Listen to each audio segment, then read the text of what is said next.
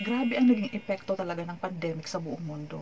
At alam ko, isa ka din kagaya ko na naapektuhan nito.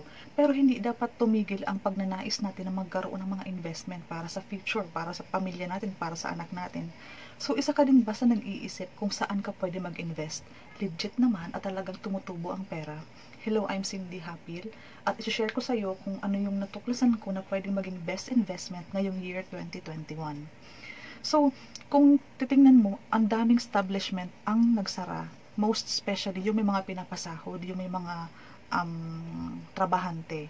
So, hindi nakakapagtaka na boom ngayon ang pag-invest sa mga lupa. Yes, tama ka. Ilagay natin ang pera natin sa investment, sa pagbili or sa pag-avail ng mga lupa. Kasi alam mo naman, ang sasakyan kapag bumili ka, after a year, bumababa ang presyo. Kapag bumili ka ng cellphone, after a year, pag may bago ng labas, bumababa ang presyo. Pero, kung mag-i-invest ka sa lupa, tataas talaga ang pera mo dito. Kasi best investment talaga to. And I'm sure mag-a-agree ka sa akin. So, meron tayong mga magagandang location ngayon. Meron tayong Dasmariñas. So, meron tayong GMA, meron tayong Naik Cavite, and meron tayong from Bataan.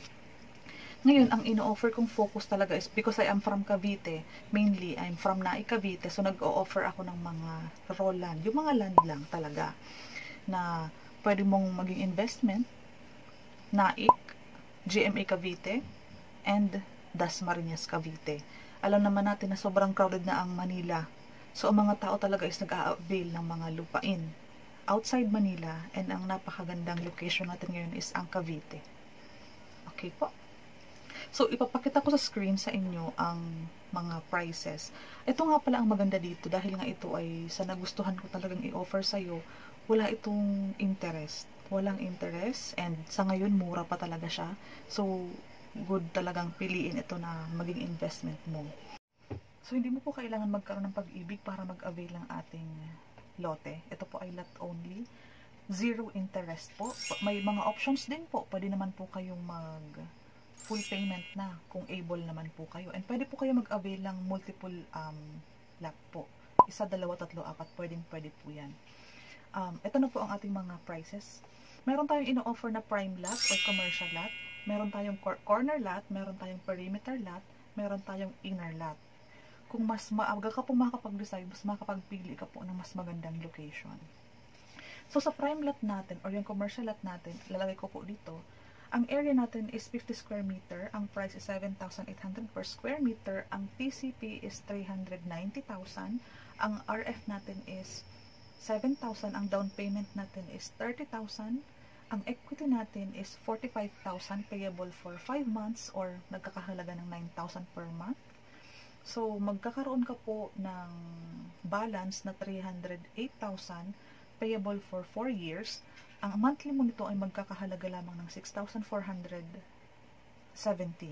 Yan po is for our prime lot. Sa ating corner lot po, ang area is 50 square meter. Lalagay ko po dito. Ang price po is 6,800 per square meter. Ang TCP natin is 340,000. Ang RF natin is 6,000. Ang down payment po is 24,000. Ang equity po na payable for 5 months is 35,000 or 7,000 per month.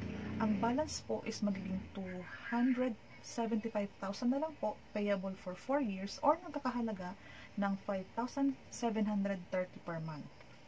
Sa ating perimeter lot, 50 square meters, ang price natin is 7,300 per square meters, ang TCP is 365,000. Ang RF natin is 6,000, ang ating down payment is 28,000. Ang equity natin is 45,000 payable for 5 months or 9,000 per month. So, ang monthly mo po is magkakahalaga ng 5,958 only.